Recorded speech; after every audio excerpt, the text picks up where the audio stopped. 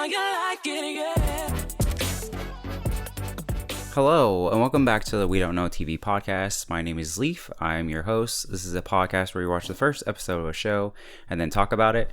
So last time I did Into the Badlands, and I was like, let me do something similar that I haven't seen. So I decided to do Kung Fu, which is a 2021 show. It is a CW show. The summary or plot synopsis, I guess you would say, on IMDb says a quarter-life crisis causes a young Chinese-American woman, Nikki Shen, to drop out of college and go on a life-changing journey to an isolated monastery in China. But when she returns to find her hometown overrun with crime and corruption, Nikki uses her martial arts skills and Shaolin values to protect her community and bring criminals to justice, all while searching for an assassin who killed her Shaolin mentor and is now targeting her. A whole fucking mouthful. Unlike last time, Into the Badlands had like two sentences. But yeah, so right off the bat, this is a CW show. That being said, I've seen a couple CW shows before. I watched like a lot of the Arrowverse shows. I watched Supernatural. I'm already going in before I even like booted up this episode with a 6 out of 10 mentality across the board in terms of like acting and writing and the way it's shot and the way the story is presented and just all overall like 6 out of 10, right? So take my review, I guess, with a grain of salt, but that's just how I feel about CW. All right, so we hop into this first episode, and then I kind of go over the plot in case you're new here, or at least like beat by beat. So if you haven't seen this, enjoy the ride with me. So right off the first scene, right, is it felt like an intro, like something you'd play like before, like in a commercial before the show even started, right? It's this like almost corny pop song, and then it's her doing like martial arts moves, and it's like what she's doing is cool, but the song doesn't make it cool, so then it seems to be very uncool. And I was like, oh, this is actually part of the episode. Like, you should have cut that.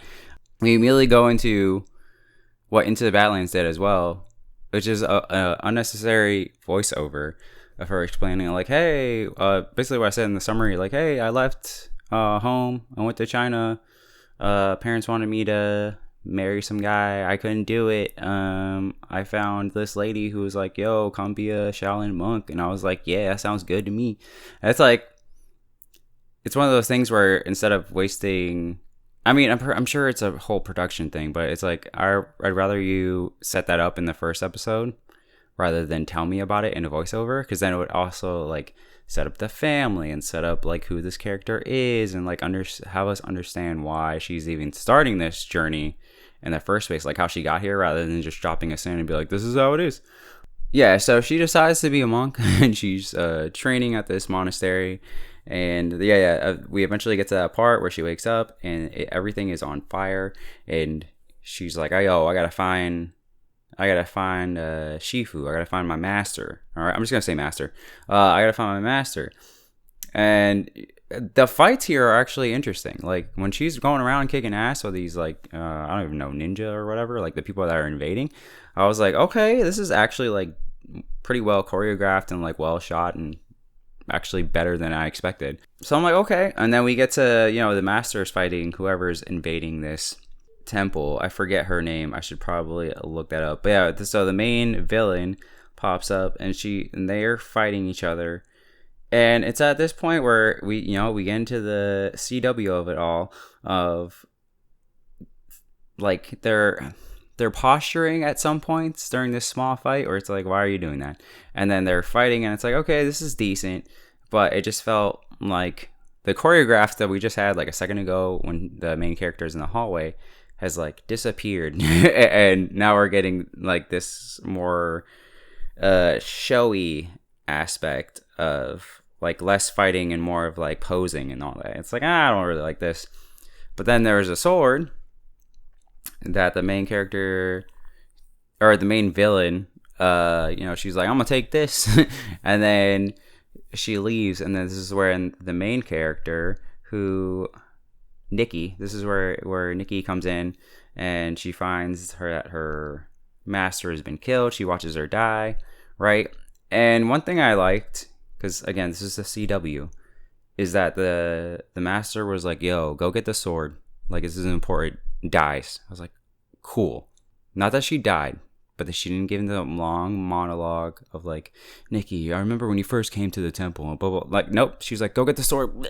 I'm like, that's it. I was like, all right, cool. And then Nikki goes after the villain and then immediately catches up to her. I was like, all right, awesome. Because I watched The Flash and a lot of times he'd be like, I ran around the city and I couldn't find anyone. So it was nice of like in the second, like, hey, go do the thing. And then the next second we're doing the thing. I was like, cool, awesome, great.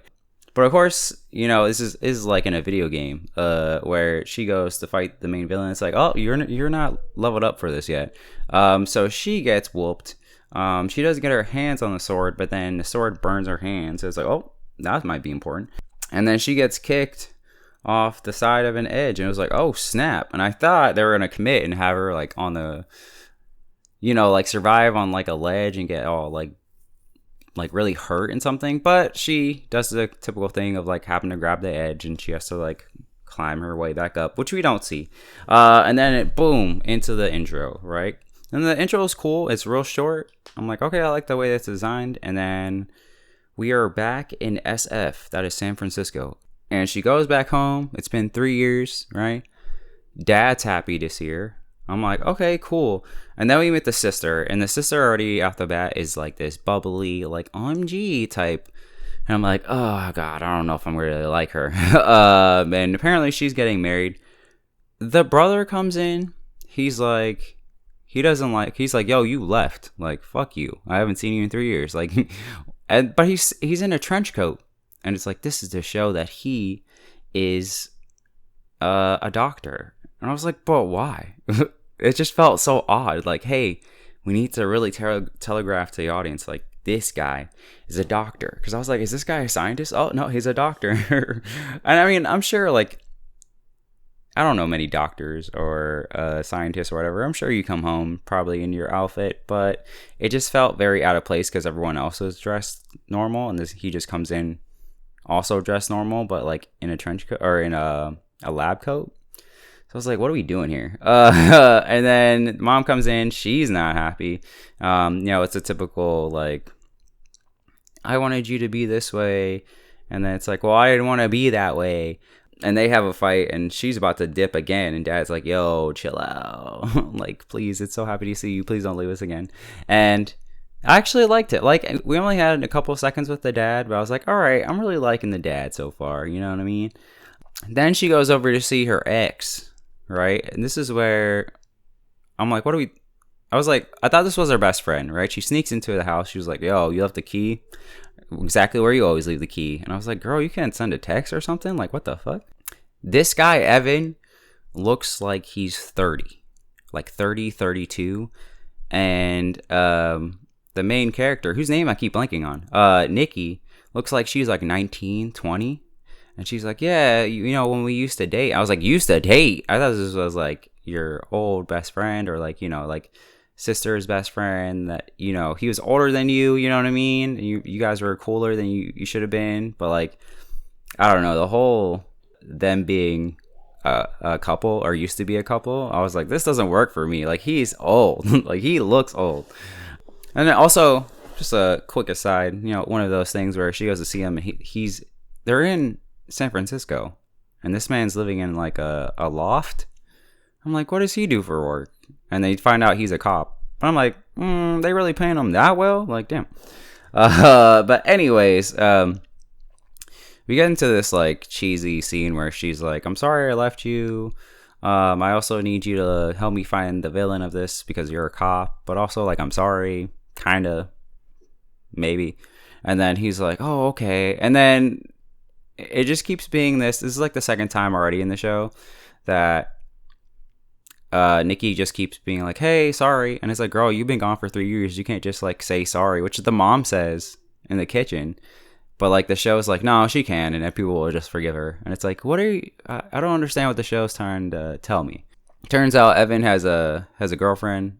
She comes in, and when she came in, I thought that was like his aunt or something. Like, I knew it was gonna be the girlfriend, but like something about the way I don't know if it was the writing or the way it's acted or whatever. And this is a super small scene, but when she came in, I was like, oh, that feels like his aunt. It doesn't feel like his girlfriend. And I feel like she looked a little older than him. Like I said, he looked way older than her, like Nikki. So I was like, I don't know what's up with this casting, but maybe it's just me. I don't know. Let me know. Up next, we get Nikki talking to the ghost of her master, which I thought was a cool element, like half a cool element, because it's like, it's one thing to have the master there, like understanding like Nikki's trying to remember like her teachings, but she also seemed to be like talking to her. So I was like, wait, is this actually like a ghost or whatever? Or I was like, okay, no, it's all in her head. But I was like, how long are we gonna play into this? You know, just like season wise. I'm not gonna watch the whole season, spoilers. But I was just like, yeah, so Nikki goes to see her dad because he was like, come see me later. And homeboy got jumped, so he has to go to the hospital. And then this is, you know, whole family's there, and again, the brother's being like a dick. This is a weird part of this episode, was because I understand where the brother's coming from. Like, it's been 3 years, like you can't just come back like everything's cool. But again, I think it's the way that it's acted, not the way that it's even written, that it just came, it comes off as him being almost like more whiny than being like hurt. I don't know if that makes sense, but like it just doesn't work, and I'm actually not on his side, even though like I should be on his side, if that makes sense. So next day, she goes to see her brother, which I thought was weird because again, he's like, stay away from me, like I don't like you, and she immediately goes to see him. I was like, what? And then we get introduced to Henry, and they're, you know, the old lady's like, oh, you guys make a cute couple, and they're like, no, we just met like just now. So it's already setting up this weird love interest, but again, this is CW, so again, I wasn't expecting too much. And then she goes to her brother and she's like, yo, let's go talk. And then they start playing ping pong while they're talking, and I was like, what, huh? I was like, why were you doing this? And it's like, we couldn't just have them have a conversation. And then again, so far the brother has been like, I don't like you, like you left and that hurts me and I can't stand it. So why would he be like, yeah, let's go talk over a game of ping pong? Like, I understand their family, but it just felt weird. Like the whole, like he's been set up to be distant, so for them to have like this moment together is like what, you know what I mean? It's like if you had a big fallout with one of your family members and they're like, yo, let's go talk over a game of basketball. You'd be like, what? No, I don't want to talk to you over basketball. What the fuck are you talking about? That's really weird. And then she brought up like, yo, or you know, are you mad at me also because like you're gay and mom and dad don't know? And he's like, no, I told them. And it felt really random to like throw that in there. And again, I'm not against having gay characters in a show, but like the way that it's presented is just so like thrown out there. There's like no, every time people are talking in this first episode, there feels like there's no flow to the conversation. People just say things. It's just like, I talk and then you talk. There's no like gradual like cadence to everything. So him being gay, I was just like, this just feels like this was thrown in here, literally, and that's the way that the show presented it. And then she's like, listen, I'm really sorry, just like she did with her ex. And he goes, okay. And it's like, what? You didn't stretch this out for like a couple episodes or whatever? Like, he instantly forgives her, even though the whole point of him being set up, it seemed like, was that they were gonna be distant from each other and the sisters were going to be the ones that were close, at least for now. But I mean, it's just out the window already. Anyways, she's like, yo, I need to talk to Henry. Henry's, you know, this history guy. He's like, yo, that sword is magic. Some lady a long time ago had to protect a village when all the men were gone, and she used that sword, and then she trained a bunch of other women in the village, and apparently if, you know, her successor can use the sword, then they'll have magic powers. So seems very set up for Nikki is going to be the chosen one, and then I assume seasons later he'll start getting crazy and doing magic and stuff. So Nikki, after this conversation about magic and stuff, goes to see her father, chilling in the hospital. And mom comes in and she's like, this is all my fault. I owed money. And then your dad tried to handle it. And then now the guy that we owe money to is like, the money's like doubled, and then he's gonna like take it. Like I don't know, like we don't know what to do. And again, this feels like people are just like things are just happening, right? Like I feel like the mom just came out of nowhere and was like, oh hey, I was eavesdropping, by the way, this is all my fault. And like there's no like, again, there's no like natural cadence. Like it's just like, we need to move the plot along, let me say my thing. Nikki goes and recruits her sister and her brother to go take out this guy Tommy, I think, yeah, Tony. And they're like, yeah, let's do it, let's go like around the village, or it's not the village, let's go around the city and let's take out this mob boss guy. And everyone they talk to is like, we don't want to talk about him, which makes sense, because if he's been like harassing everyone, and the brother was like, yeah, people have come in with like stab wounds and like being tortured and stuff, it kind of makes sense that no one wants to actually talk about this guy. But they keep trying. Again, we got a small moment of the master popping up to give her little nugget of wisdom. I do like this, especially if you're gonna play on the fact that she's been gone for 3 years. I think the show should continue to have these small moments of the master popping up just to give him wisdom. I don't really like the first time when Nikki was talking to her, but I do like her popping up and being like, hey, remember like patience, or whatever the theme is of whatever the episode. I could see that being really fun. We run into Henry again while they're trying to, track down this Tony guy. And he's like, yo, by the way, there's not one magic sword. There's 7 other magic weapons. So there's a total of 8 magic weapons. And then it's like, oh, cool. I'm sure this will be important in later seasons. And while that's happening, 2 dudes, I guess 2 of Tony's dudes come. And they're like, yo, you've been barking up the wrong tree. And so they have a fight. And this is like half cool. Again, the choreography for Nikki is cool.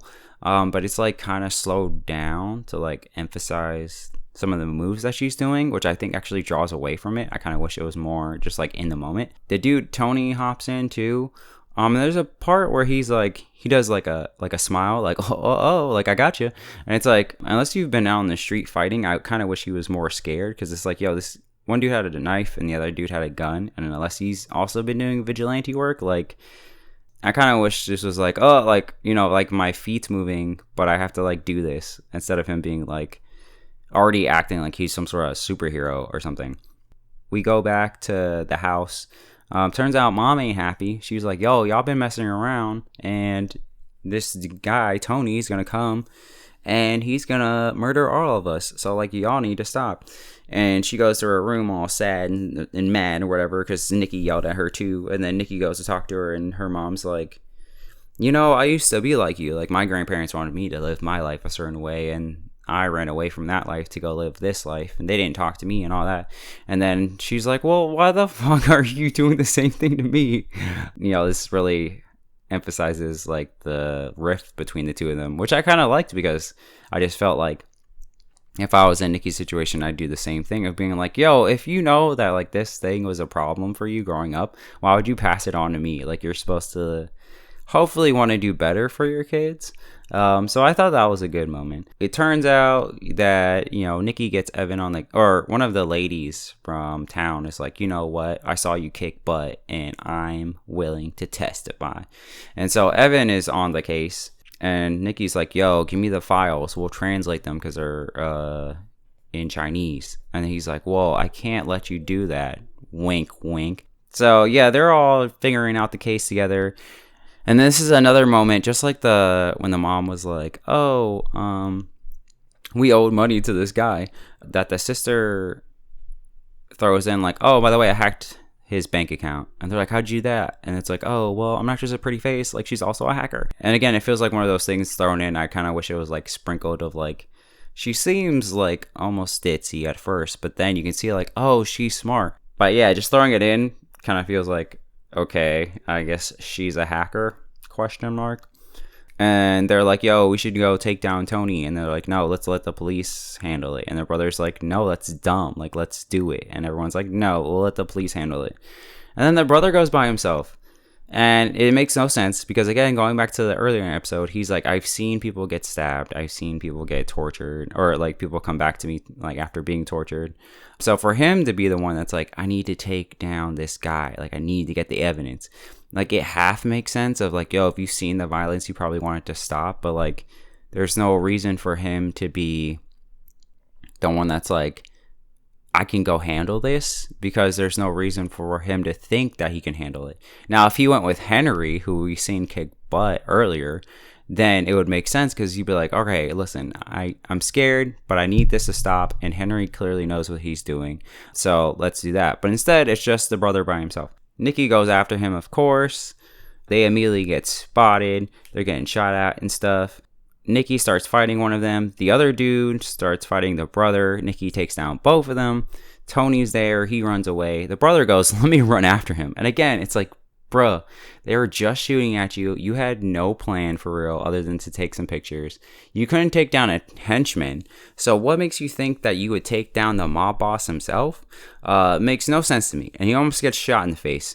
And then Nikki goes, and unfortunately this fight has to be like probably the least interesting one of the entire, or second to least, probably might even be the least interesting one of the entire episode. And it's supposed to be like the big climax of her fighting, you know, the Tony guy to like save her parents and like get him out of town. But the thing is, like, she has a metal pole, and somehow he also knows martial arts, so it's like, okay, but even though she has the metal pole, she is somehow still losing. But then we get a bunch of random flashbacks. I mean, they're supposed to like build her up, but like it almost feels random. Like there wasn't like we haven't spent enough time with her to have this like rising of like, you need to stand back up moment. So they kind of use the villain of like, hey, you lost at that villain, but remember, you're here to like avenge your master. And she does this cool move for sure. But overall, I was like, I'd rather go see you fight in the monastery again rather than this. Like, whatever choreograph we did here, I was like, get that out of here. Let's go back to whoever did the one in the middle, or the beginning of the episode. So she wins. I guess Tony's gone. He's been arrested. The sister is already having the wedding. I was like, oh, okay. I thought, again, we would probably save that for a little bit later, but I guess our wedding off the bat. All right.